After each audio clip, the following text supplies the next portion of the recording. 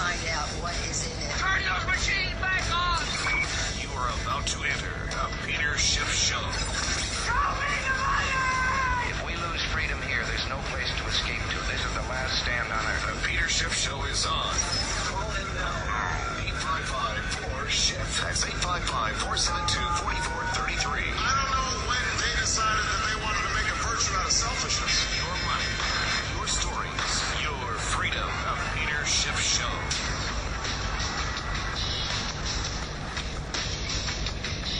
Welcome, everybody. It's Peter Schiff here at SchiffRadio.com. We got a good show for you today talking about the jobs numbers, the September jobs numbers, which we did not get released when they normally would be released due to the government shutdown. And if you recall, the day of the radio show when we had the Jobs Friday that wasn't, what did I say? I said, well, it's the reason that gold, one of the reasons gold is down today is because the jobs number is not being released. I said if the jobs number were released, it would disappoint, it would be negative, and gold prices would be rising. Well, I was correct. We got a much weaker than expected jobs number for September, and the price of gold's up about $18 right now on the day and climbing. Silver price is up about 40 cents. The Dow likes it too, right? The Dow Jones up almost 100, NASDAQ up 18, new, not a record high, but a new, 8-year high or something like that, heading to 4,000. Right, the good news is the economy is weak, so now Wall Street analysts are saying, well, the odds of Fed tapering in October are now reduced. Maybe they'll taper in March. You know, imagine what they would be doing if they realized that the Fed is never going to taper. Never, ever do it. They still don't understand. In fact, why is the consensus always wrong on jobs expectations? They were looking for non-farm payroll of up 180,000 jobs. Instead, we got 148,000. There are many big Wall Street firms that were looking for more than 200,000 jobs created. Now, yes, we did ratchet up the previous months by an extra 20,000. But even if you throw that in, we still disappointed. Meanwhile, the trend is important because you see a big drop-off from August to September. Why? That's because the higher interest rates are now taking a bigger bite out of the housing market, out of the wealth effect, spending higher. So, just talking about tapering started to undo the phony recovery, and so the Fed can't do it. Right? That is the box they're in. They have this QE. The QE inflates asset bubbles, which allows more consumer spending. Now the Fed says, oh, we have a recovery. We can now taper. But the minute they taper, they deflate those bubbles, and the process works in reverse. So now they've got to untaper and do more QE. So they can never do it. But Wall Street still hasn't figured this out. Wall Street still expects the gasoline to put out the fire. And they're still surprised when it doesn't do it. So if you're a typical Wall Street economist, and you think that monetary stimulus is going to create jobs, every month that you don't get the robust job creation that you're anticipating, you simply say, well, I guess it's going to happen next month. And then when it doesn't happen next month, you say, well, I guess it'll happen the month after that. Nobody ever admits that it doesn't work, that it doesn't matter how much more stimulus we get. We're never going to create real jobs and economic growth. So the economy is going to keep on stagnating. We're going to keep on getting more money printing. Now, this is going to be a problem in the currency markets. That's what's going to do it. The dollar right now is at a 2-year low against the euro. The euro now is approaching 138.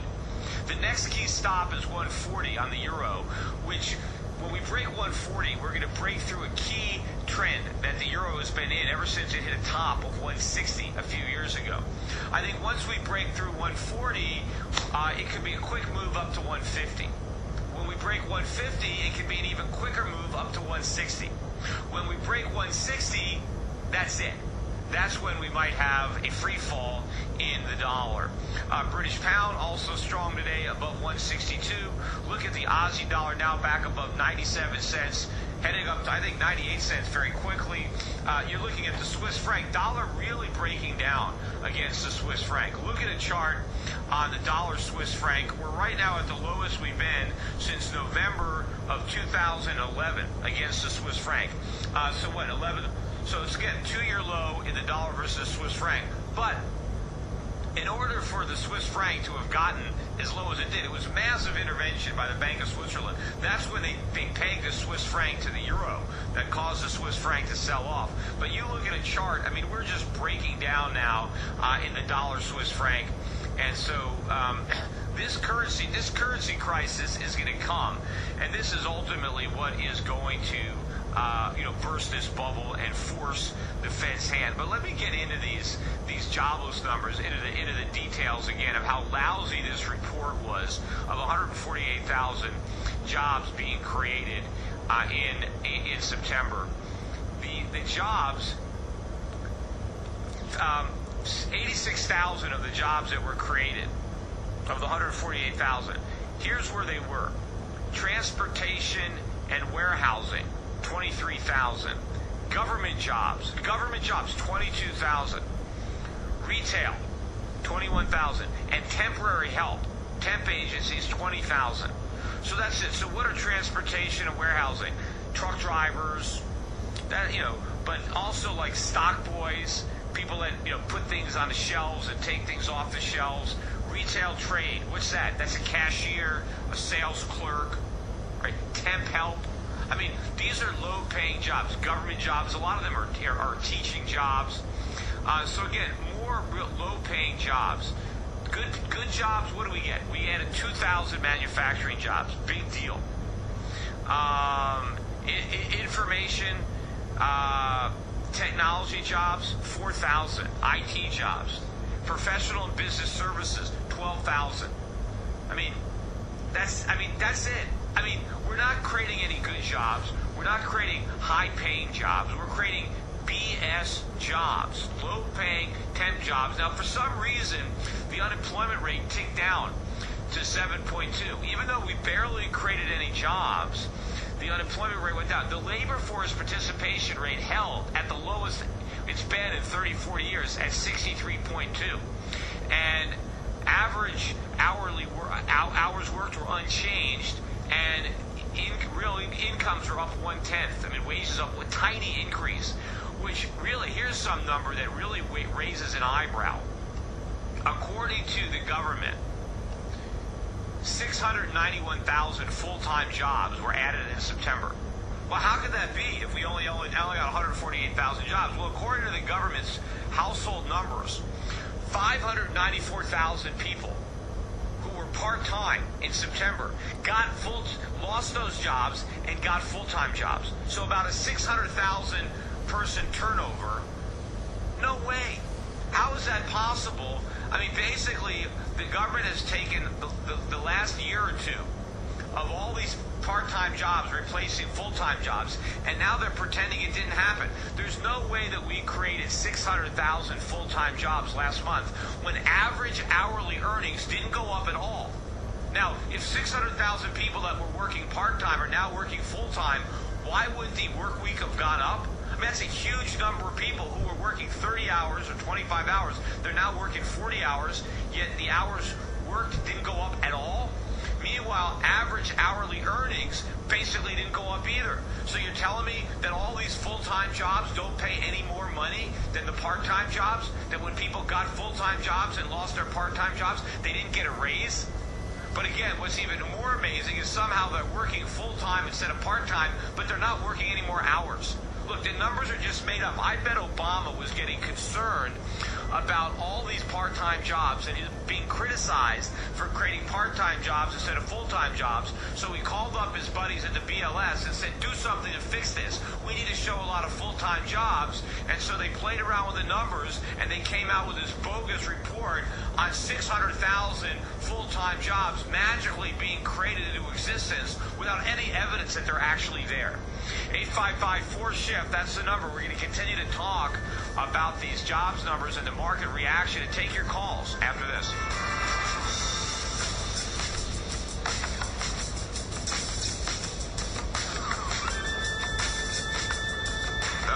Peter Schiff Show.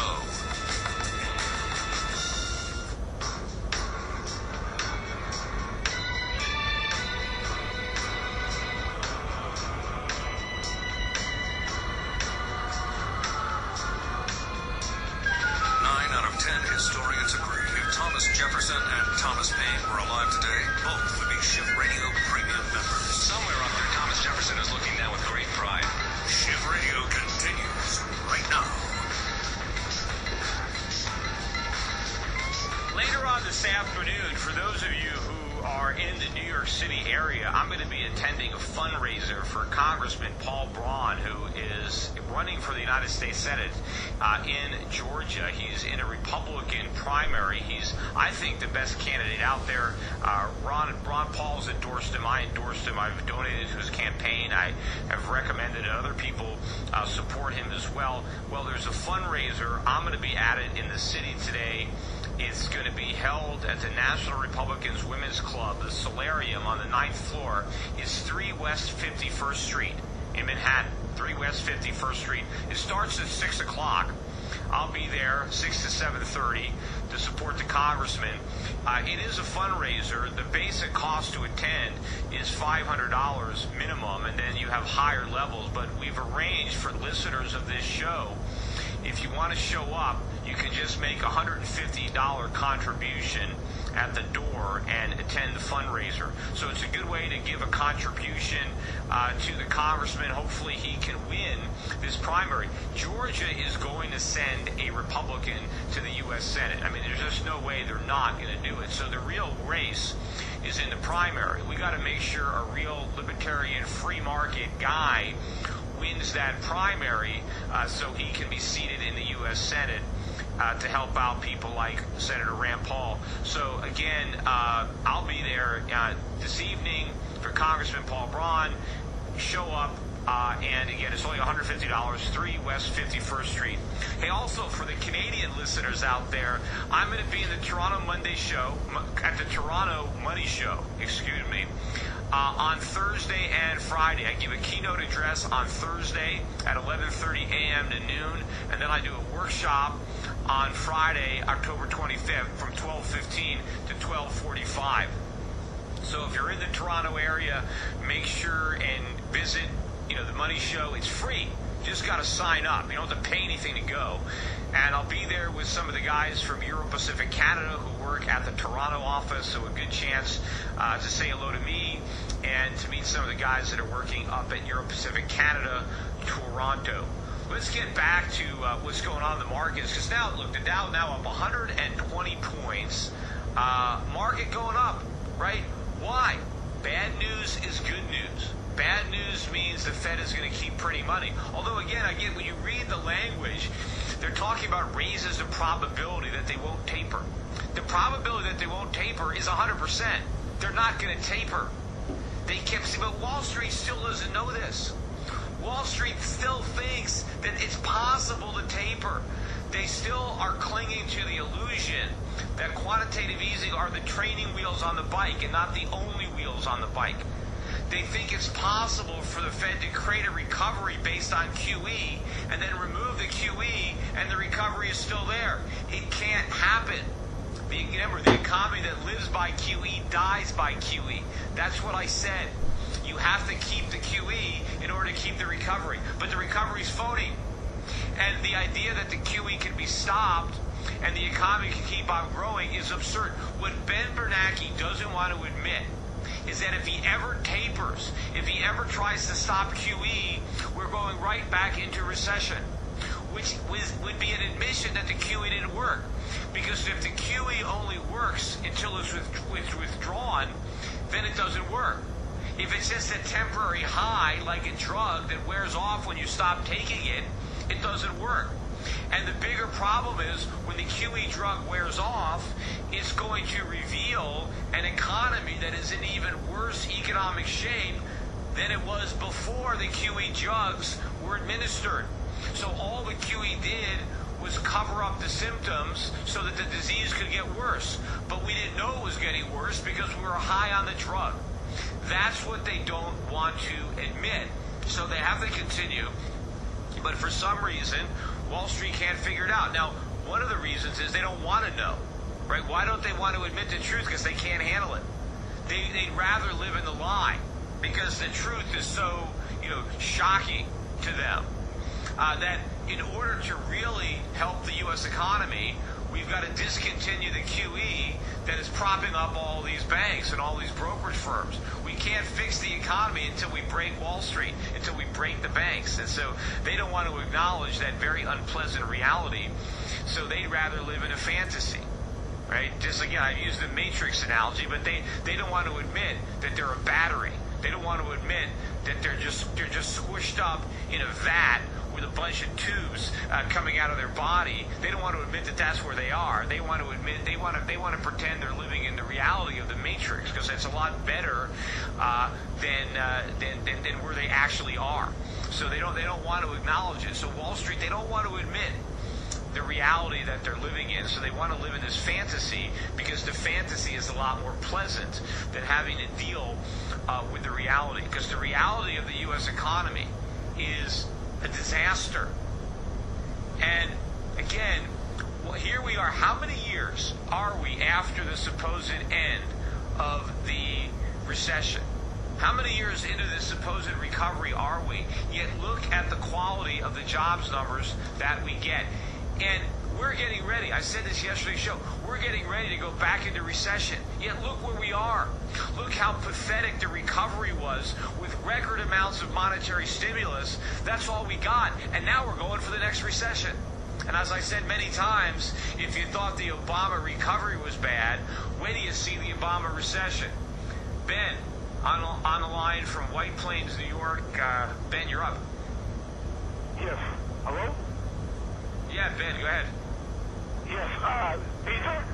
I got through. I wasn't expecting to get it that quickly. I want to make a comment, which is exactly what you're saying about that full-time job.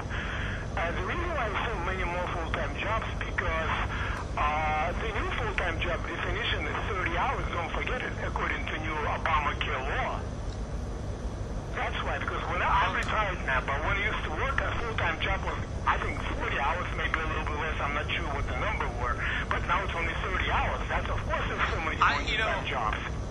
I don't know. I want to check that. I still think for employment purposes, full-time would be 40 hours, but for Obamacare, the threshold is 30. But, I would find that's how they determine it now. That's what they do now. It's always like But I'm not sure. Yeah, I'm going to check that out. Maybe I can have my staff check it out during the break. For the purposes of the jobs numbers, when they're categorizing somebody as full-time versus part-time, if they're working 30 hours a week, is that considered a full-time job or is that considered a part-time job? That's a good point. And has it always been that way?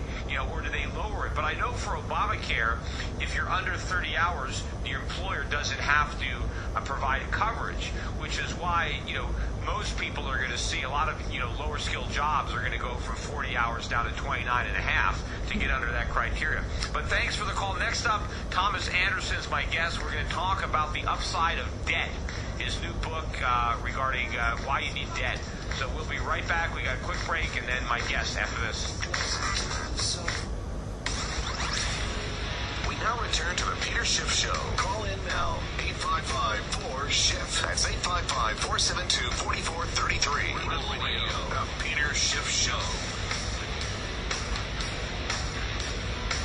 Joining our program now is Tom Anderson, and Tom is the author of a new book, The Value of Debt, How to Manage Both Sides of a Balance Sheet to Maximize Wealth. And Tom's been working in the investment banking industry in New York for quite some time, and now he's working in private wealth management, and I believe his book is a tool to help individuals manage their wealth and manage both sides of their balance sheets, the assets and the liabilities. Tom, welcome to the show. Hey, thanks so much, Peter. How are you doing? I'm good. So debt, debt is something that we certainly have in abundance in the United States. In fact, we recently ran up against the debt ceiling, and the reason we wanted to raise it is because we felt we just didn't have quite enough debt yet. We needed some more debt, and therefore we needed to raise that ceiling so we can, as a society, take on even more debt. So there are a lot of people that think debt's a great thing, and that we need more of it. But I'm going to get your thoughts on debt. And first of all, I look at it two ways, right? I differentiate, and let me know if you do the same thing, between consumer debt, where you borrow money to spend, which is what the government does when it borrows money to make payments to Social Security recipients or welfare recipients or unemployed people. That's borrowing to spend. Or what individuals do if they borrow money to buy a car or to take a vacation or to remodel their kitchen, right? They're borrowing money and they're spending it, versus a business decision to borrow money to make a capital investment, to buy an asset that will generate income that will service the debt and ultimately liquidate the debt as the income. So I think borrowing to produce and borrowing to make capital investments is a wise use of credit and is good, but I think borrowing to consume or spend is very destructive to the economy. Peter, I really respect your views, and you said it perfectly. I mean, that's exactly the way that you should be approaching it, is that you have to differentiate. This book is not about buying things that you cannot afford. It's not about, as you say, borrowing to spend. It's about making strategic decisions and saying, look, I can pay for this, but instead I'm going to invest the money and buy, as you said, productive assets. I think that's a perfect way of framing it. So, but from an individual basis, though, most individuals, when they're borrowing, they're not buying a productive asset. I mean, it's possible if you need a car to get to work and you take out a car loan, you can say, well, if I didn't have this car, I couldn't get to my job, and therefore I couldn't earn this money. But you might say that's okay if I'm borrowing to buy a Hyundai. But if you take out a car loan to buy a Mercedes, clearly, that's consumption. You're not investing in that Mercedes. There's no question about it. And what I do is I start out by laying the premise that, look, there's good debt and bad debt, and so you have to be approaching it that way. If you think about it, if I have a credit card debt at 18%, and I step in and I pay that off, well, I get a guaranteed rate of return equal to 18%. I mean, you can't do that in anything else. So of course you want to step in and pay that down. If you have consumer debt that's out there at 8%, then maybe you want to rush in and pay that down as well. But what I lay out in the book is it's possible that some structural debt might be a good decision, and that you could over-prioritize then investing in liquidity in what might be good structural debt. Let's say a mortgage debt at 2, 3, 4, or 5% that maybe based on your tax bracket is fully tax deductible, and it might be coming off the right off the top and not even subject to AMT. So your after-tax cost of that debt is even lower. And as you and I know, so many people do not have liquidity. And in times of crisis, such as 2008, if I had over-prioritized paying down my mortgage, but I didn't have money in the bank to be able to ride out a storm, then that's when you get into real trouble. And I, like you, am very concerned about the debt level of the United States. I think that there's a possibility that we could go through some very turbulent and tumultuous times ahead of us, and that what you need is liquidity to be able to ride out those storms. Yeah, although when your point, though, about the mortgage debt, and the reason, and unfortunately the reason, and I recommend now that people have mortgage debt too, I agree with you. I mean, I have mortgage debt.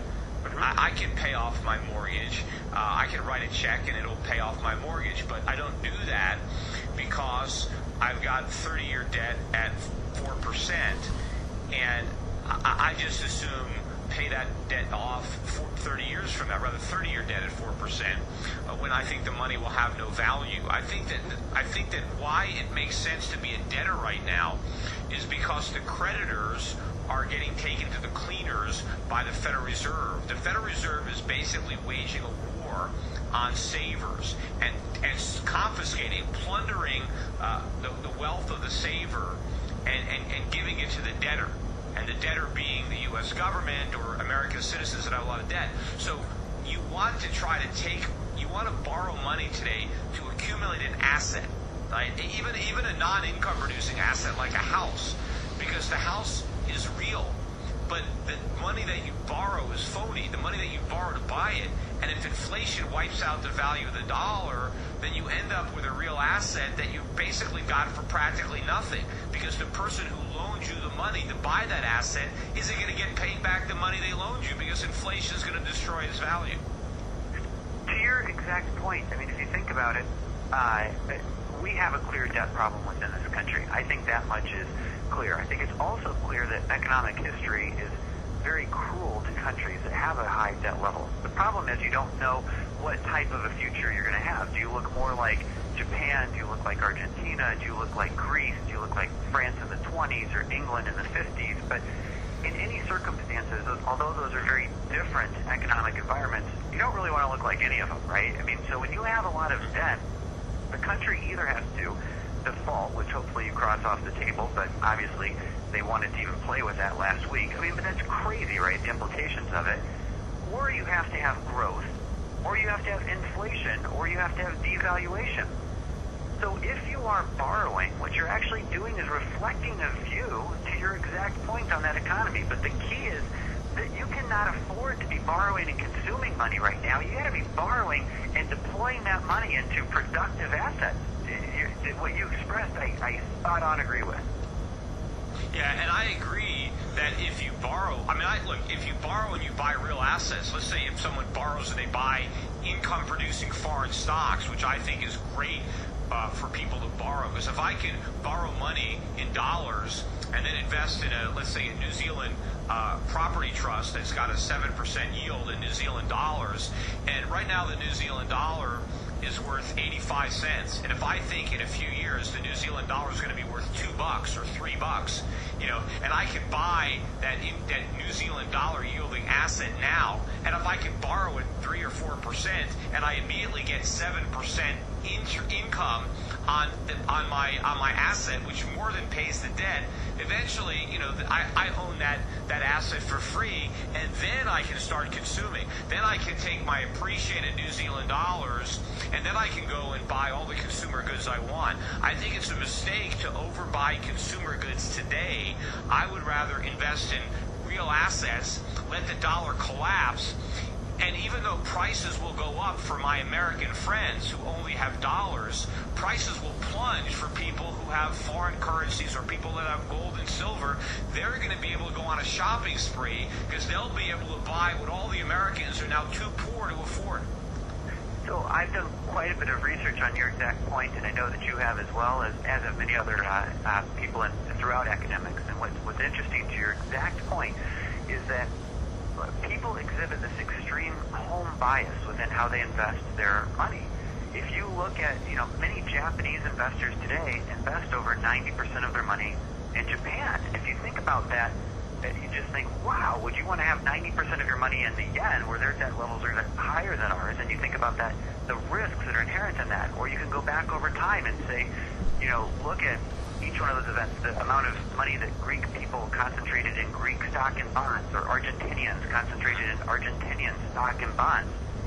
If you take a world-neutral approach to asset allocation and have a globally diversified income stream, it can be rewarding. Now, of course, there are risks to it, but look, to your point, if you were a Japanese investor, there are two ways you could be up approximately 20% this year, right? You could have taken your money and owned Japanese equities. But even if you had your money in treasuries, right, where the yen has depreciated dramatically versus our currency, versus the yen, then they're also up in that 15 to 20% range. I mean, if I'm in a foreign bond paying me 3% and the dollar falls by just 3%, I'm up 6% and I did it in bonds. And I'm not taking any, right? So, yeah. But, and the thing is, too, that I think that the urgency for Americans to invest abroad is far greater than the urgency for the Japanese, because you talk about all the debt that Japan has.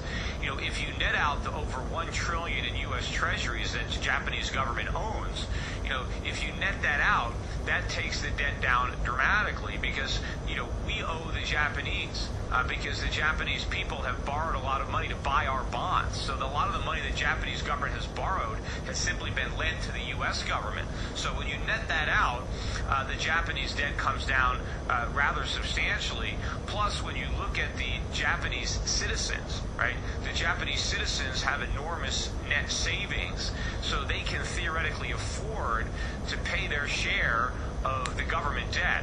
But in America, it's very different. The U.S. Treasury doesn't own any foreign government bonds, so nobody owes us anything. We just have trillions of debt. Meanwhile, American citizens are also in debt. So unlike the Japanese citizens who have a lot of savings, American citizens have their own debt on top of their share of the government debt. So there is no possibility of ever repaying anything. That is the big fiction of our gigantic global Ponzi scheme. We have borrowed so much money that repayment is impossible. And all we can do is postpone that admission by going deeper into debt.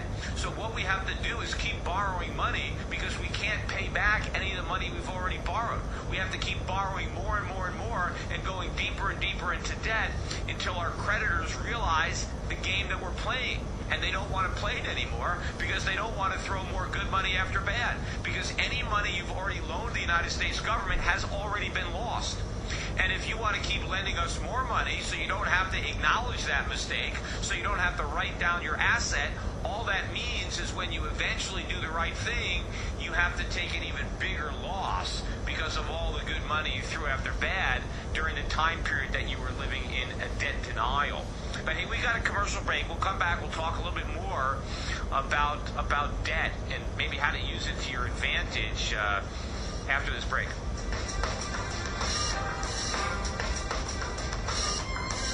The Peter Schiff Show.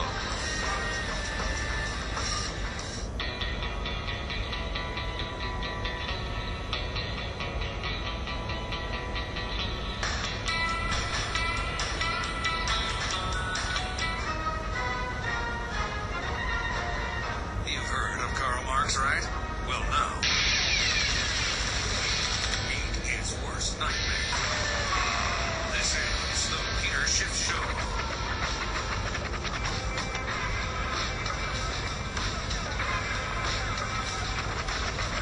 We're talking with Tom Anderson, the author of The Value of Debt, How to Manage Both Sides of the Balance Sheet. And, Tom, the problem with most Americans is the debt side of the balance sheet, right, is overloaded. Most Americans, if you net out their assets and their liabilities, they're broke.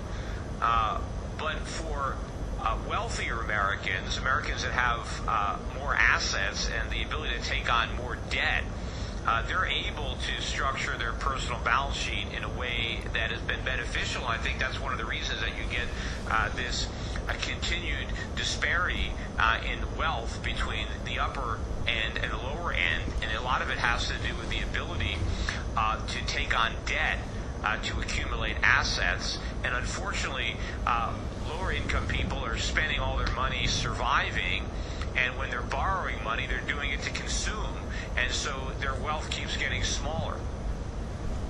So it's a real problem. So to kind of frame how this came together, I started out with this academic background with, Washington University and University of Chicago and programs I did at Wharton and so forth. And then when I worked in banking, my whole life was kind of geared toward companies. And I realized that companies have a very clear strategic debt philosophy, right? They don't choose. If I don't take on enough debt, and you see this in the news all the time, right? Like Carl Icahn is mad at Apple for their capital structure, saying they should issue more debt, buy back shares, right? And so CFO is saying, I need to take on more debt. And less than 5 companies in the United States are AAA as a result of this. Companies choose to embrace debt. But they also choose to not have too much debt because there's a risk that if they take on too much, they could go bankrupt. So they take this kind of happy middle ground. And when I moved from the corporate finance world to the individual side, I realized that there's this huge disconnect between the ways that companies think and the ways that individuals think. I mean, people, to your exact point, tend to either be way too highly levered and don't have any type of a debt strategy, or their debt strategy is, I'm going to rush in and pay off all of my debt as fast as I can. And as a result, my research shows that people are either way too high in debt or way too low in debt. Very few people are within what I would call an optimal middle range, a strategic zone. And if they happen to be there, they got there by luck rather than a strategic choice. But the problem is, though, from a macroeconomic standpoint, is because the Fed has interest rates so low, they're skewing those decision-making, that optimal level, because the corporation that is being pressured by the shareholders to take on debt is because they can borrow money really cheap from the Fed and use that money to buy back their shares. So if the stock has a dividend yield, let's say, of 3%, and you can borrow money at 1%, then for every share you buy back, you increase the earnings per share or the dividends available for the shares outstanding, because you're canceling something that you were paying 3% on, and now you're only paying 1%. But if the Fed let interest rates go to where they need to be, maybe 7 or 8%, the pressure on corporate sharebacks would be gone, because it would be impossible for corporations to borrow money and to buy back stock in an accretive way, because the interest costs would be more than what they were saving by not paying dividends on the shares that they bought back, or just from a PE multiple perspective, not having to spread the earnings over a larger share base. But what would happen if interest rates did go up to 7 or 8% is money would still be borrowed, except it would be borrowed by businesses looking to buy equipment, make capital investments that would actually grow the economy, produce more goods and services, and provide jobs. Instead, all of the money goes to speculators on Wall Street, or it goes to households that want to lever up their balance sheet to get ahead of the inflation curve. They want to borrow money to buy a house, but none of that improves the economy. All of that is helping to undermine the economy. Well, there's no question in my mind that this is an artificial environment. I mean, if you think about the past 12 months, if the Federal Reserve is stimulating at $85 billion a month, and you're running, we could argue if it's a $500 billion or $1 trillion deficit, or roughly the $700 billion deficit, that's a tremendous amount of stimulus where you're pulling forward that future consumption into this environment. And so, how do you make good decisions within that? And I think that, number one, if you are borrowing money, you want to make sure that you're taking that and buying assets, you're not consuming it. And then number two, you want to make sure that you're ideally buying what are considered to be inexpensive assets, which of course we never know at any given point in time, but you want to avoid borrowing to buy overpriced assets, or then you come into an even tougher situation. What I find is a lot of people who do choose to borrow money are borrowing it to buy potentially, if they do invest it, the wrong assets, right? That they need to be thinking about diversifying their portfolio from a wide range of shocks that we could face. And to your other point about interest rates being at 6%, I don't think that they will, I don't think they can be at 6, actually. I think they either stay low or they go to numbers higher than 6 for sure. I don't think that 6 will be a stable equilibrium either. Well, I think interest rates are going to go much, much higher as well. But on the way to 10 or 15 or 20, they're going to pass through 6. But right, mathematically. But yeah, interest rates are going to go very high, I believe. But I think that the Fed is going to have to resist that with everything that it's got. So that means that in order to keep interest rates from exploding, the Fed is going to explode the money supply. The Fed is going to be doing QE on a much bigger scale, not just $85 billion a month, not just $100 billion a month, maybe $150 billion a month, $200 billion a month. Who knows where it's going to stop? But the Fed is going to keep on ratcheting it up, I think, until the dollar really just comes into a free fall. And then it's not going to matter, because then the currency crisis is going to be a bigger crisis than just rising rates. And the currency crisis is going to usher in a sovereign debt crisis. Whether it doesn't matter. It's not going to matter how much money the Fed prints. So you're right. What people need to do is they need to understand what's going to happen to the value of savings, what's going to happen to the value of the dollar. And to save themselves, they need to lever up in the right way. They need to buy assets around the world, preferably not in the U.S. Get assets outside the United States, even if you have to borrow the money to do it, especially if you can buy income-generating assets. The key is understand the risks of all this. We talk to some of the brokers at Euro Pacific Capital about the dividend-paying foreign assets, and you're right. You don't want to borrow and overpay. We like to buy stocks trading with single-digit multiples so that we're not overpaying for our assets, and we want to get a good dividend yield, a dividend yield that's higher than the cost of borrowing the money, so we have our own positive carry while we're waiting for the bottom to drop out of the dollar, which I think we're not going to have to wait too much longer looking at the action in the currency markets today. But hey, Tom, thanks for coming on the show. Hour 2 of the Peter Schiff Show is up next. We're going to talk about what's going on in the market today, currency, stock market, and reactions to the jobs numbers after this.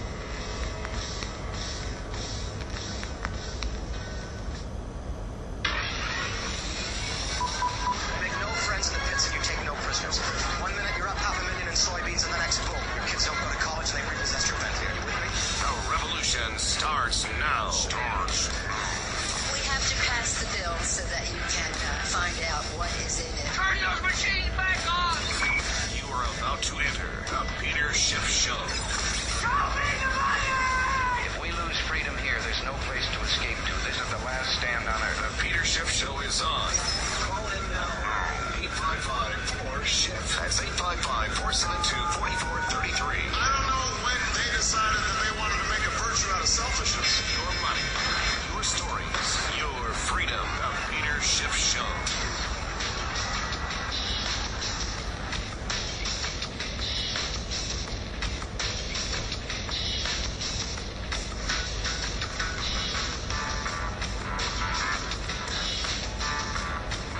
Hour 2 of the Peter Schiff Show is underway. 855-4-SHIFT. That is our phone number. The market, the Dow Jones, has lost almost half its gains. The Nasdaq Composite has actually turned negative a bit, but not so for gold. Gold is now almost double its earlier gains. Gold now up $27 and rising. Now, so much for Goldman Sachs's. Gold is a slam dunk sell as soon as we raise the debt ceiling. What, a more clueless statement was ever made by an analyst, which is why I questioned at the time that Goldman Sachs was just being disingenuous, and that's a nice way of saying lying, because they actually wanted to buy gold and they were trying to convince others to sell it to them. Now, maybe they weren't just being deceptive, maybe they were being dumb. I don't know, we have to find out. But anybody who followed Goldman Sachs' advice, anybody who took that advice seriously and sold their gold really regrets it. Anybody who shorted their gold is feeling the pain even more as the price of gold continues to rise. In fact, even Dennis Gartman, again, when gold was on the absolute low, Dennis Gartman came out and said, it looks horrible, sell. And he said that if gold can't rally now, with the debt ceiling crisis, I don't know what could make it rally. That's how bad it looked, according to Dennis Gartman. Now, what I knew at the time, and Dennis obviously didn't know, that what could make it rally was raising the debt ceiling. And Dennis Gartman said, but there's a crisis that we might not raise the debt ceiling. Yes, that's why gold was going down, because some people were dumb enough to believe that we wouldn't raise the debt ceiling, that we would actually deal with the debt. I was so confident that we would not do that. That's why I knew the price of gold would go up. So people were fearing that the price of gold might go down if we didn't raise the debt ceiling. So they were afraid to buy it. They had it so backwards. You couldn't have been more backwards. So I knew that they would raise the debt ceiling. That's why I knew the price of gold would go up. And they did raise the debt ceiling, and that cleared the way for more debt, more inflation, more government. That's exactly what the gold investor wants, right? Or that's what you're expecting when you buy gold. The reason you're buying gold is because you do not believe the government will act in a fiscally responsible manner. Not raising the debt ceiling, that would have been fiscally responsible. But now they've redefined fiscal responsibility. It's now fiscally irresponsible to oppose more debt. The responsible thing now is more debt, right? So gold can only go up as far as I'm concerned. And so it's up today. The dollar now getting slammed on the lows. We're now almost at 138 again against the euro. The dollar index now down at 79.35. I think once it breaks through 79, it should be a quick move down to 78 on the dollar index. And this is across the board weakness in the dollar. It's down against all the currencies, down very strong against the Australian and New Zealand dollar. In fact, the New Zealand dollar is getting very close to an all-time record high against the U.S. dollar. Let me pull up a long-term chart so I see where it needs to go, because the New Zealand dollar has held up better than the Aussie dollar during the dollar rally. So the highest the New Zealand dollar ever got was, it got to 88.5 about back in 2011. So now we're at 85 and change. So we only need about another 3-cent move up in the New Zealand dollar to hit a all-time record high. I think it'll do it before the end of the year. Now the Australian dollar has a much longer way to go to recoup the highs. I mean, the Aussie dollar at one point got up to about $1.10 against the U.S. dollar back in 2011. So right now we're at 97 cents. So I don't know that the Aussie is going to make a new high before the end of the year. It could. It really could. But that might have to wait until 2014. But I do think that we can get the Aussie dollar up in the vicinity of the old highs, maybe up as high as $1.05 before the end of the year, maybe even somewhere between $1.05 and $1.10. Not sure if it'll be enough to break it. If the dollar really just rolls over, I mean, it's possible that it could be that quick, but I think maybe that's more of a 2014 event. I think the currency crisis will hit early in the Yellen term. But the real depth of it will take a little bit longer, because she's going to fuel this fire, right? She's going to print more money as the dollar weakens. And as I said, she's not going to care about the immediate impact on prices, because she's going to say that it's okay that inflation is getting worse because it's still very low. And since it was so low for so long, it can be above average for a while, and it'll just all even out in the wash, because we really need to prioritize jobs, right? She's there to prioritize jobs in the economy, as if she can actually create economic growth, prosperity, jobs by printing money. She can't. But that is what she thinks. And more important, that's not only what Janet Yellen thinks, that's what everybody thinks. Everybody is convinced that gasoline will put out the fire. Everybody. So that's what they're going to do. They're going to keep on pouring it on. And they're not going to understand why the fire gets bigger. They're not going to question why the fire has gotten bigger. All they're going to say is, well, we just need more gasoline on this fire, and that is going to put it out. But I think it'd be interesting if we could see a complete reversal in the stock market today, because maybe the stock market will get to worry about this bad news. That it's not necessarily bad news is good news. Maybe bad news is still bad. Even though it means more QE, it also proves that the QE that we already had didn't work. And a lot of the rally in the stock market has been based on the expectation of economic growth and higher earnings. It's not all about QE.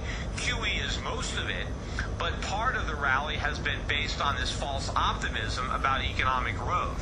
So I do think it makes sense that we get another correction in the market on the realization that the economic growth isn't there. I don't think it gives us a stock market crash, but it certainly can give us a decent pullback in the stock market, and particularly to the NASDAQ, which the NASDAQ has had a bigger run based on the technology space, based on these high multiple speculative names that really got supercharged in the last few weeks based on a more QE and more money printing. So maybe we'll have a bigger pause there. But where I do think that the rally will be will intensify is in the mining space. These gold stocks have been clobbered based on the idea that the Fed was going to tighten. They're not going to do it. I've always known that, but the multitude on Wall Street, right? They're finally waking up to maybe the Fed's not going to taper in the next year, in the next 6 months. Of course, they're not going to taper ever,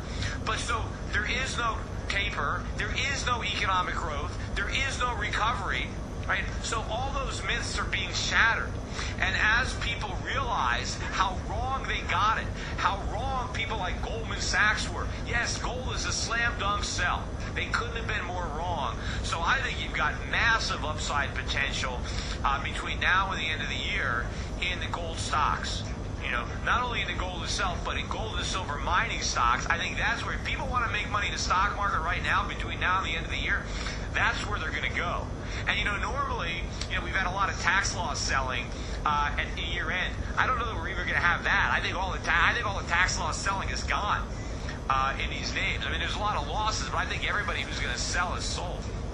So I think we're going to have a lot of buying. Maybe some people will take losses by covering their shorts. There might have to be some tax loss buying for some people who shorted gold and maybe want to cover some of their gains in other investments that they made earlier in the year. Because I think we got a lot of shorts that piled into the market in the last few months, or simply since June. 8554-SHIFT, that is our phone number. We got some open lines. We'll be right back. Maybe we should all be colorblind.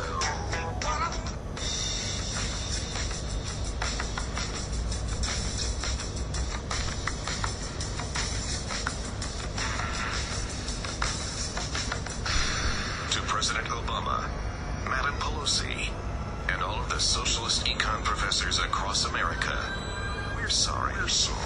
Peter Schiff is back on the air.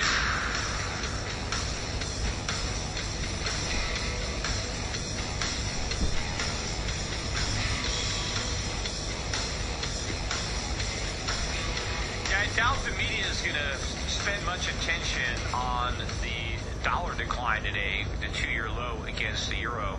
Although, the rate at which the dollar is falling now, it's not, spectacular. I mean, the dollar's down, 0.75% today against the euro. It's down, that's about it against other currencies. So it's not getting clogged. It's not down 2 or 3 or 4%. It's not falling, as sharply as the yen was, at many days, earlier in the year when the yen was just getting obliterated based on the Abe comments and the Bank of Japan comments. But that's going to happen. I mean, that type of dollar carnage is going to come. And right now, that weak dollar isn't even impacting the oil price. Oil prices are down on the day. We're now at 98.44 a barrel for oil prices. And again, I think oil prices are reflecting the weakening in the economy. Now, I'm still bullish on oil prices, but it's possible that this oil correction could continue for a little bit longer. I don't think, oil's going to plunge, back down into the 80s. I mean, it could go into the low 90s. I mean, that is possible. We're at 98. I mean, maybe we can go down as low as 92. I wouldn't imagine that the correction would be any deeper than that, because I think the trend is going to continue. In fact, there might be a lot of support right around this 98 level. We'll have to see if, where the market holds, particularly if the dollar really gets weak. If the dollar gets very weak, it's going to be hard for the price of oil to have maybe get all the way down to 92, but it could, because there's a longer term trend. But the trend is going to continue, and oil prices are headed a lot higher than $100 a barrel, especially if I'm right on the dollar crisis that is coming. Because that's the only thing that's going to stop us, right? I mean, the world's going to figure out we're not going to stop ourselves. We're not going to balance the budget. We're not going to cut entitlements. We're not going to cut government spending. We're not going to cut anything. In fact, we're going to increase government spending. We're going to increase QE. So what is going to stop us? Where is the discipline going to come from to force the United States to do the right thing? It's not going to come from the United States. It has to come from outside the United States, which means the method of our reform, right? The instrument that is used to rein us in is going to be in the foreign exchange market. This is the key. Understanding this is the key to everything. It's the key to investing. It's the key to understanding what you need to own and what you need to avoid. See, we didn't adopt austerity, but we're going to get it. Not because we want it, but because it's forced upon us by the rest of the world. I talked about an example on my own. You remember when I talked about going on a diet back on this show? I said I was about to go on a diet because I was just too heavy. And so I described it as my own form of personal austerity, because I was going to have to deny myself the things that I liked. Eating. I was eating food that was making me fat. And so I was going to have to change my eating habits. which is what the United States has to do. We have to change our habits as a nation, as a society. We have to stop spending, and we have to start saving. We have to stop consuming and start producing. Right? That's what we need to do to get healthy. But that's not what we're doing. See, I was overweight. What did I need to do to lose that weight? I needed to change the behavior that made me fat. I couldn't do the government diet, right? What was the government diet? The government diet was to eat more junk food, right? The government diet is we need more stimulus so we can spend more. But the reason the economy was so sick is because we spend too much. So if I had been like a government economist and I had said, gee, I'm too fat. Why am I too fat? Or what do I need to do? I'm so fat. Well, I guess I need to eat more. I need to eat more of what I've been eating, and somehow that's going to make me lose weight. See, that's what the government wants us to believe. If we do more of what we did to destroy the economy, it's going to magically improve. But the reason the government didn't want a real diet, right, is the reason a lot of overweight Americans don't want a real diet. Because they want to eat the things that they enjoy. They don't want to change. Right? But that's what I did, because I actually wanted success. I wanted to lose weight. So what did I do? I changed my diet. And I dropped about 30 pounds in about 4 months. And now I'm not overweight anymore. Right? And, was it difficult? I mean, it really wasn't that hard. But yeah, I had to stop doing things. I liked eating pasta. I couldn't eat that anymore. I liked eating breads. You go to a restaurant and they give you all this bread before the meal. You got to sit there and not eat it, even though it looks really delicious and you want to have it. You want to put some butter on it and eat that bread. You got to deny yourself that. You got to say, I can't have that because I want to lose weight, so I can't eat that bread. But I stopped eating desserts, sugary things. I had to stop eating potatoes and a lot of dairy. Things that were making me fat, but that taste good. I couldn't eat them anymore. I mean, I had to really cut down. So what do I have to eat? I had to eat a lot of meat, which I was eating meat anyway, but I just eat more of it. I eat a lot of vegetables. I eat a lot of berries. Eat a lot of nuts and seeds, stuff like that. So I'm not going hungry. I just had to eat different things. I had to change my diet, and then lo and behold, the fat went away. But the austerity worked. If I had adopted a government diet, I'd have just been fatter. I was over 200 pounds. I got to over 200 pounds, and now I dropped to a little over 170. So now I'm back at where I should be. But that's what we need as a country. See, we need to go on an economic austerity. But everybody says, no, that's bad.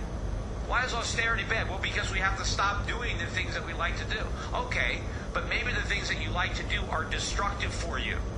If you like eating a bunch of junk food, does that mean you should keep eating it? Because maybe the reason you're not as healthy is because of that diet. So if the American economy is sick because we spend too much, we borrow too much, then we've got to stop doing that stuff.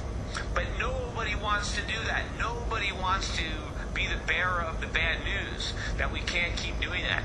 And to kind of add insult to injury, instead of shrinking government, we come up with Obamacare.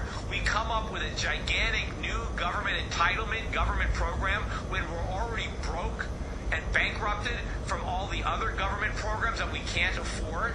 And instead of scaling those back, that would have been like me on my diet deciding to now just eat twice as much food, to just start stuffing my face even more, and now I'd probably be 250 pounds. If I had gone on the government diet, I'd be close to a heart attack, which is what we're going to have. We're going to have economic cardiac arrest from all this stimulus when the dollar tanks. I mean, that dollar is like that little, needle that you watch in the hospital going up and down. I mean, the thing is going to go all over the place because we're going to have economic cardiac arrest when we have a dollar crisis, and all this bad behavior has to come to a halt. 855-4-SHIFT. We got a full board of calls. We'll come back to the phones after this.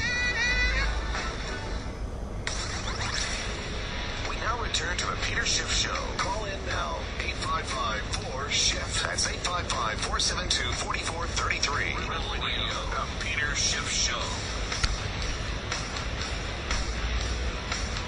855-4-SHIFT. That is our number here at the Peter Schiff Show. We're going to go to the phones. John is calling in. He's in San Diego, California. Got a question about the bond market. John, you're up. Yeah, hi, Peter. Thanks so much for the show. I'll get right to my question. You on okay there? Yeah, I'm here. Oh, I don't hear you. Oh, okay, great. Yeah, you've been rather consistent lately, well, even longer than lately, saying that the first major indicators of the crisis would be in the currency exchange markets in the dollar, rather than, say, the stock market or the bonds. And I'm always thinking that it's kind of the bonds, because for the simple fact that if I fear for the dollar, I don't want my dollars today, but I really don't want the dollars 10 years from now. So I'm thinking that we would see, the interest rates go up and the price of the bonds drop sooner than the currency change. Yeah, well, you're missing one key point. I mean, you're right in your observation. If you don't like the dollar, then you got to hate the bond market. And owning bonds is worse than just owning your dollars today, because owning a bond is owning the promise for somebody to pay you dollars in the future. But the future value of the dollar is going to be much less than today's value, and the interest rate on those bonds is not nearly enough to compensate for that loss of purchasing power. So your observation is correct. It's the bond market that should go down first. But the reason it won't is because the Fed won't let it. Because as people make the rational decision to sell their bonds, the Fed comes in and buys those bonds to prevent the price from dropping and the yield from rising.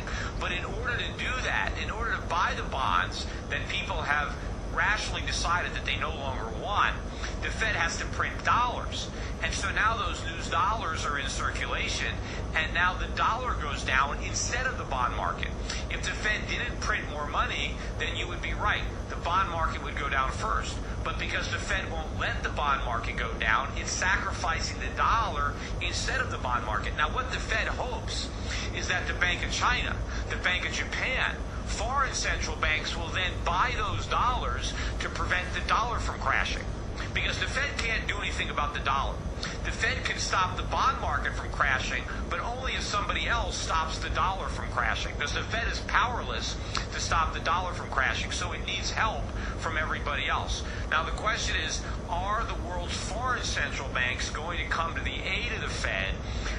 They've been doing it in the past, but I can't see that they'll keep doing it. The Fed will never stop buying bonds because the Fed doesn't have to, and the consequences for the Fed of stopping buying bonds are short-term pain for the American consumer, the American government, so they won't stop. But if the Japanese and the Chinese and the Saudis and everybody else, if they actually stop buying dollars, that is good for their own economies. They might not understand that, but it is, because it means that they have more stuff. They can buy more stuff. Prices are lower for them. So I think that is what ultimately is going to happen. It's the dollar where you're going to see it first. In fact, we could have another rally in the bond market, but even if the bond market rallies, it doesn't help you if you're an investor in bonds. It only helps the speculators who are really highly leveraged in these bond markets, because even if bond prices go up by 5%, if the dollar goes down by 10% during that same time period, you're worse off.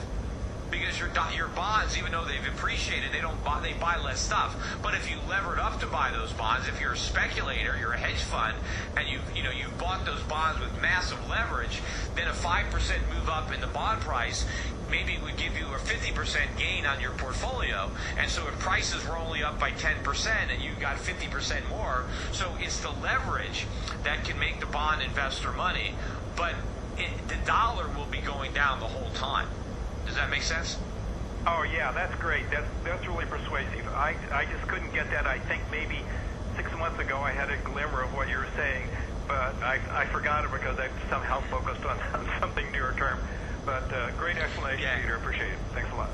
And the bond market is rallying today on this weaker economic data, and the bond market might sell off a little bit more in the short run, or rally a little bit more. Interest rates might come down because so many people were expecting stronger data. Of course, we're never going to get stronger data. But what people don't understand is eventually it's the weak data that's going to crush the bond market, because it's the weak data that leads to more QE, that leads to more inflation, which is bad for bonds because it's bad for the dollar. So ultimately, it's all the weak data that's going to kill the bond market. People think it's going to be a strong economy that kills the bond market. It's going to be a weak economy. that kills the bond market. And in fact, even if it was a strong economy that killed the bond market, the minute the bond market was killed, the economy would cease to be strong. So that's not how it's going to work. It's going to be because the economy never recovers, that we have to keep printing more and more money. That's what's going to crush the bond market and then crush the economy even more. That's what's going to, the economy is going to be down, and then it's going to get kicked all over the place in the currency markets and the bond market. So, unfortunately, the future is bleak here. The crisis is coming. We've got Janet Yellen, there's no housing bubble, everything is great, completely blind and clueless, who's going to be at the helm, right? And it's like, Mr. Magoo there trying to drive through a busy street, expecting not to get into any accidents. Although Mr. Magoo often doesn't get into accidents himself. It's just that everybody else around him gets into an accident, which is going to happen with the U.S. economy. But all these supposed geniuses who were so completely oblivious to all the problems of the past are even more clueless to the greater problems of the future that they have been busy creating. And again, that was Mr. Magoo. As Mr. Magoo drove around blind and oblivious, had no idea about all the accidents that were happening behind him. I mean, there were crashes all over the place, but somehow Mr. Magoo managed to get where he wanted to go, oblivious to all the damage that he left in his wake. And that is what's going on at the Fed. Let me go back to the phones. Douglas is calling in from Indianapolis, Indiana. Douglas, you're up. Hi. I just wondered if you would make a statement. On November 1st, they are cutting food stamps for a family of four, $35. Will that be the camel that breaks the pins back? Well, are they actually doing that, or was that something they were going to do if we didn't, increase, if we didn't end the government shutdown, or is that going into effect? It's something that was implemented that increased the amount of food stamps, and now it's being taken away. I mean, it's like having a homestead property tax exemption, and they take it away from you, but it was given to you from the first place. Yeah, well, look, I mean, obviously it's going to make things more difficult for people who were living off of those food stamps, because the food stamps are really like money. Right? I mean, because, you can use them to buy stuff, so they really should be counted as part of the money supply, because that's really what they are. But to the extent that people don't have... Yeah, well, what happens? Well, they're just going to have to eat, they're going to go hungry, or they're going to eat cheaper stuff or whatever. But yeah, but of course, because the government isn't spending as much money, it doesn't, that means that the government doesn't have to borrow as much money to finance the food stamps. So that would normally be a good thing, but government debt is going to keep on increasing for other things. So I don't necessarily think the economy is going to see a benefit from the fact that the government isn't borrowing money to pay food stamps, because it's still going to be borrowing that money. It's just going to be doing something else with it. But yeah, the people who aren't going to get as many food stamps as they were, or aren't going to have as much money loaded up onto their EBT cards, it's going to be more difficult for them because food prices are going up. And they're going to have less money.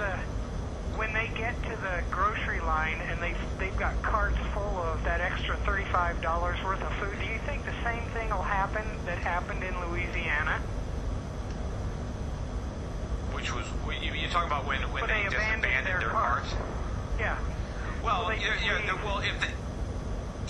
obviously, if they are spending more than they're going to have to reach into their pocket for the difference, or they're going to have to, put some of the food back on the shelves, or just not take it out of their cart and just leave with whatever their food stamps will provide. But look, this is what's going to happen. Americans are going to have to get used to getting by with less. Ultimately, it's not going to be because the food stamps are taken away. It's going to be because the price of the food increases so dramatically that the food stamps are inadequate to continue to buy. They'll be able to buy some things, but they're going to buy a lot less, because everything that they need to buy is going to cost a lot more as the Fed keeps printing money to prevent interest rates from rising. So, hey, thank you for the call. Yeah, go ahead. I think this is like a test of what's going to happen when they begin withdrawing this from the people. All the entitlements. They want to just run a test, see how they react in the food stamp market.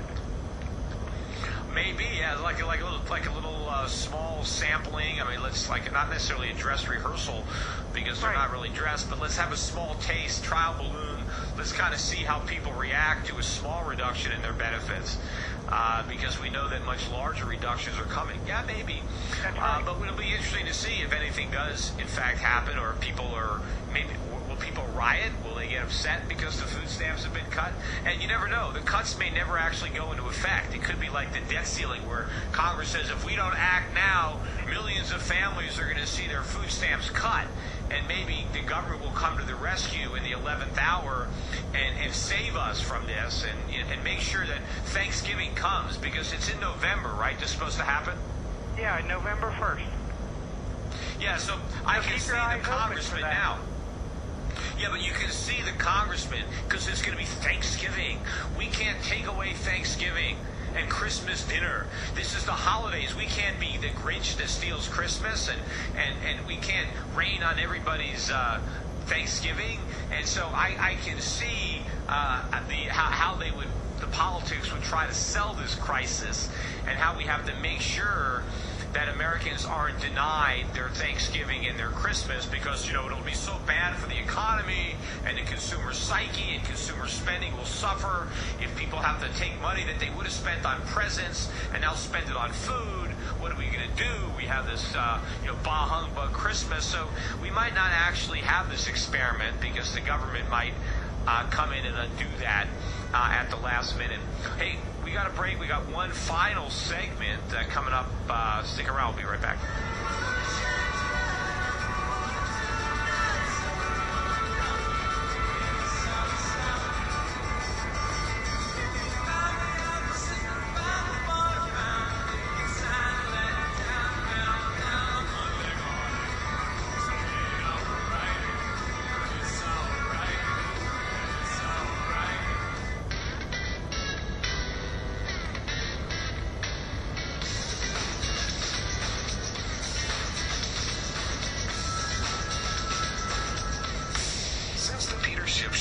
Last on the air, the national debt added another $7.89 million. Luckily, Peter's intelligence is growing twice as fast. That's incredible. Welcome back to your source of sanity in an insane world. It's the Peter Schiff Show.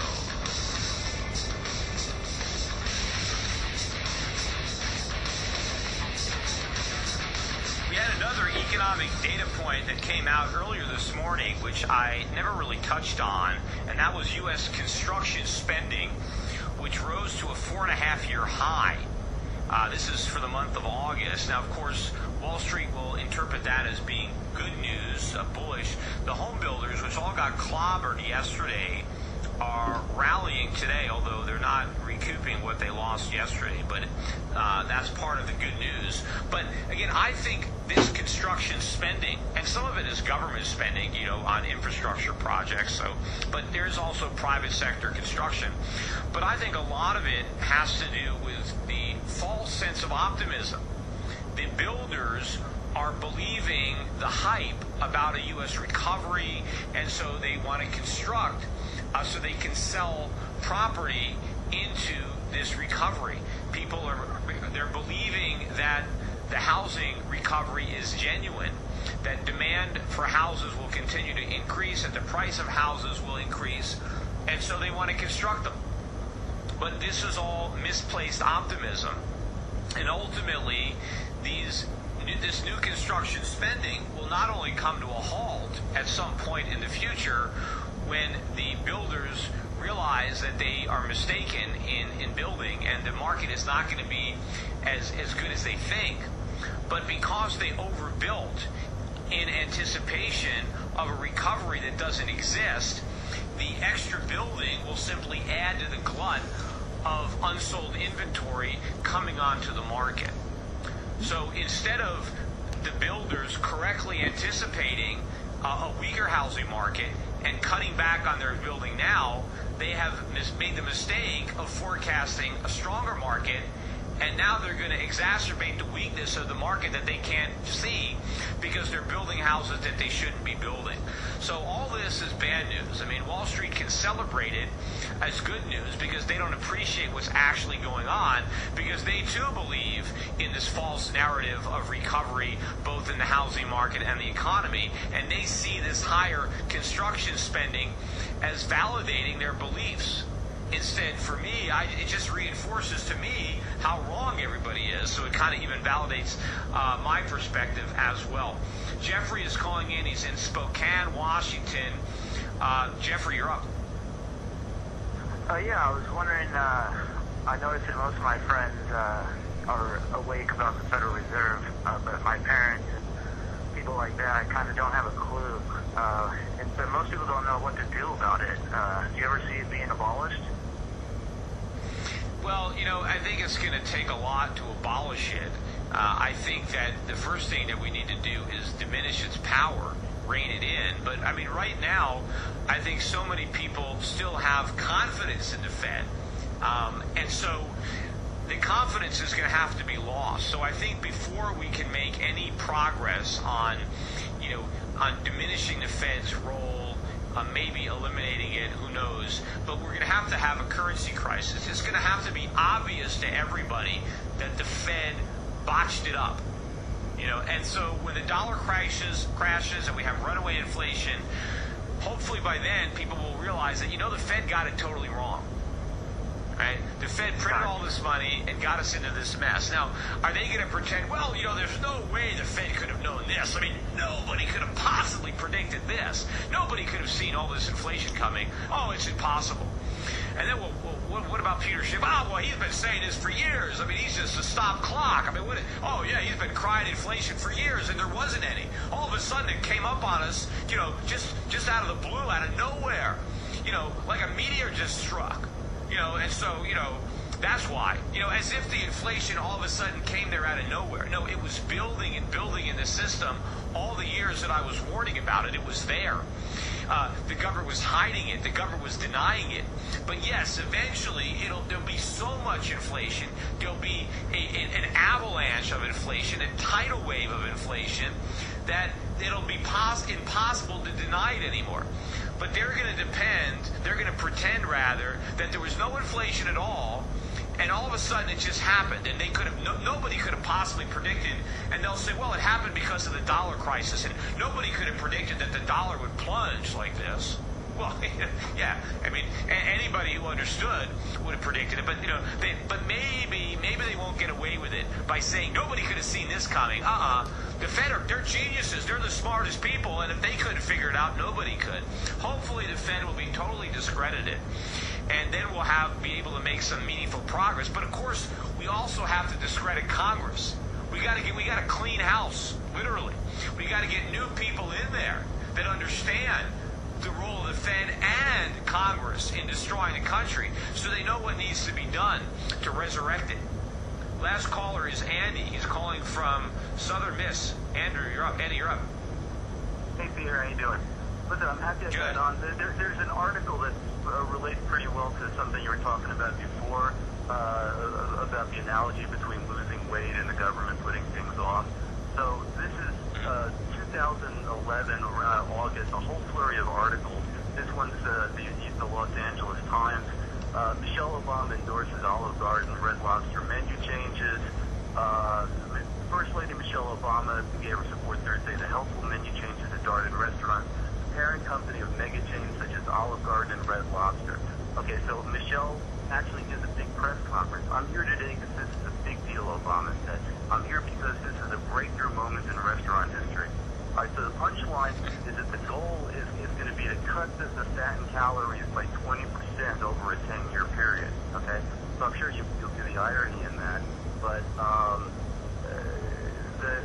looking a little bit further, the guy that owns Darden, the CEO, is named Clarence Otis. He was named like the most powerful guy in Florida. I don't know. I just thought you'd enjoy the sort of irony. Yeah, well, it is a little bit of irony that she wants to cut the fat out of restaurant meals, but not out of government. And of course, we have to cut more than the fat. We have to cut the bone and the meat and the bone of government because we don't need this government. As far as I'm concerned, it's actually all fat.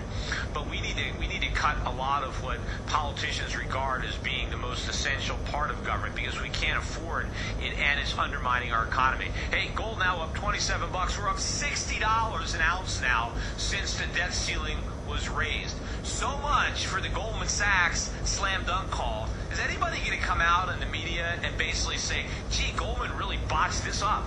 How could they have been so wrong? No, they'll just forget about that. Hey, you've been listening to the Peter Schiff Show here at SchiffRadio.com, the gold standard in talk radio. Bye for now.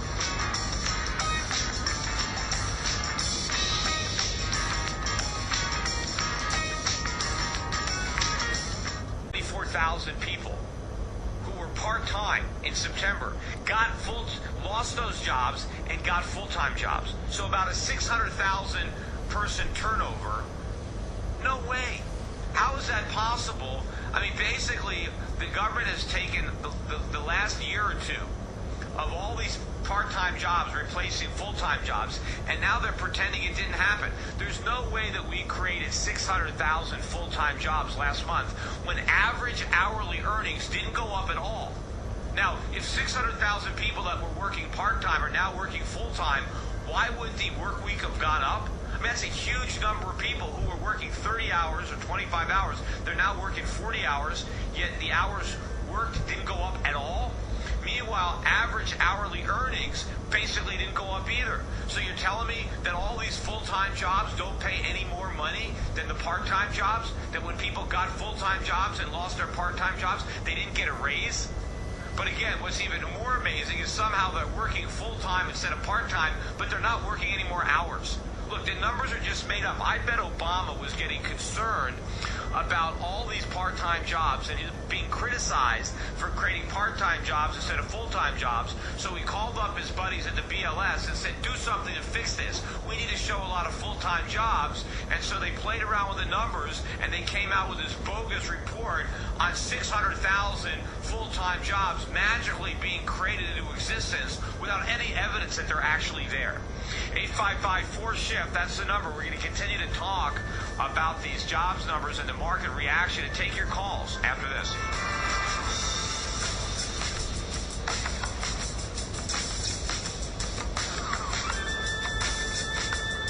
The Peter Schiff Show.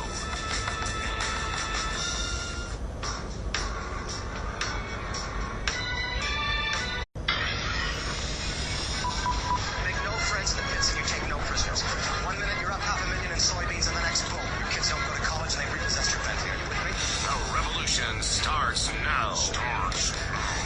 We have to pass the bill so that you can find out what is in it. Turn those machines back on! You are about to enter the Peter Schiff Show. If we lose freedom here, there's no place to escape to. This is the last stand on Earth. The Peter Schiff Show is on. Call in now. 855-4SHIFT. That's 855-472-4433. I don't know when they decided that they wanted to make a virtue out of selfishness. Your money, your stories, your freedom. The Peter Schiff Show.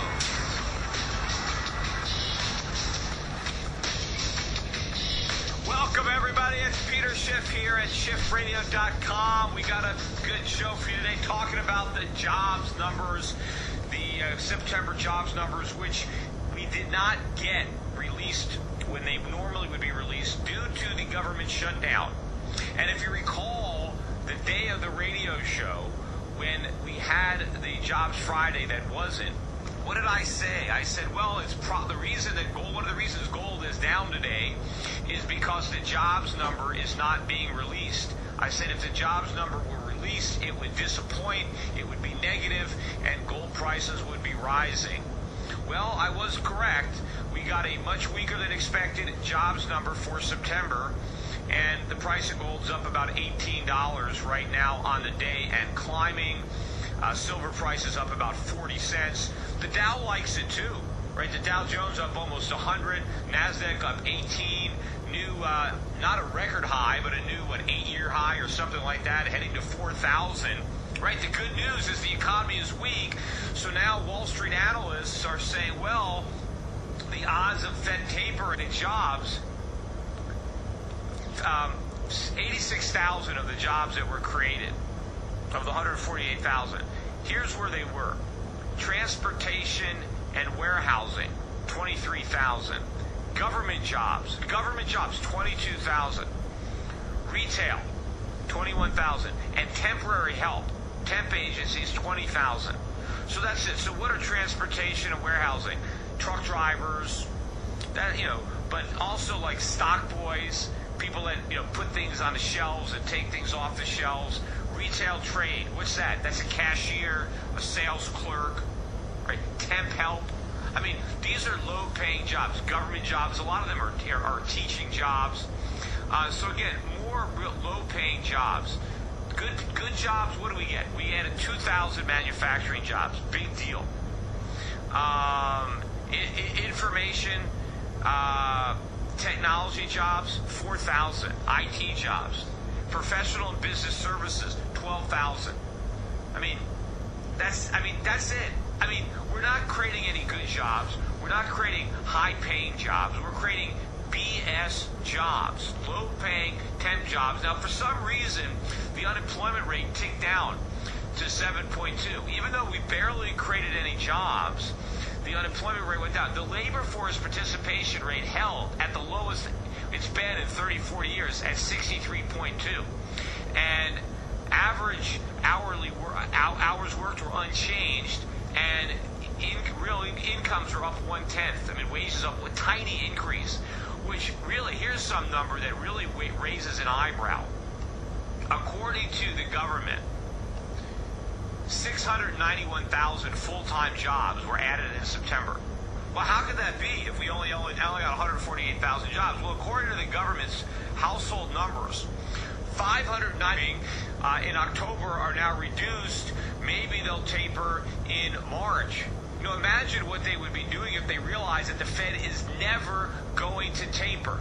Never, ever can't do it. They still don't understand. In fact, why is the consensus always wrong on jobs expectations? They were looking for non-farm payroll of up 180,000 jobs. Instead, we got 148,000. There are many big Wall Street firms that were looking for more than 200,000 jobs created. Now, yes, we did ratchet up the previous months by an extra 20,000. But even if you throw that in, we still disappointed. Meanwhile, the trend is important because you see a big drop-off from August to September. Why? That's because the higher interest rates are now taking a bigger bite out of the housing market, out of the wealth effect, spending higher. So just talking about tapering started to undo the phony recovery, and so the Fed can't do it. Right? That is the box they're in. They have this QE. The QE inflates asset bubbles, which allows more consumer spending. Now the Fed says, oh, we have a recovery. We can now taper. But the minute they taper, they deflate those bubbles, and the process works in reverse. So now they've got to untaper and do more QE. So they can never do it. But Wall Street still hasn't figured this out. Wall Street still expects the gasoline to put out the fire. And they're still surprised when it doesn't do it. So if you're a typical Wall Street economist, and you think that monetary stimulus is going to create jobs, every month that you don't get the robust job creation that you're anticipating, you simply say, well, I guess it's going to happen next month. And then when it doesn't happen next month, you say, well, I guess it'll happen the month after that. Nobody ever admits that it doesn't work, that it doesn't matter how much more stimulus we get. We're never going to create real jobs and economic growth. So the economy is going to keep on stagnating. We're going to keep on getting more money printing. Now, this is going to be a problem in the currency markets. That's what's going to do it. The dollar right now is at a 2-year low against the euro. The euro now is approaching 138. The next key stop is 140 on the euro, which when we break 140, we're going to break through a key trend that the euro has been in ever since it hit a top of 160 a few years ago. I think once we break through 140, it could be a quick move up to 150. When we break 150, it can be an even quicker move up to 160. When we break 160, that's it. That's when we might have a free fall in the dollar. British pound also strong today, above 162.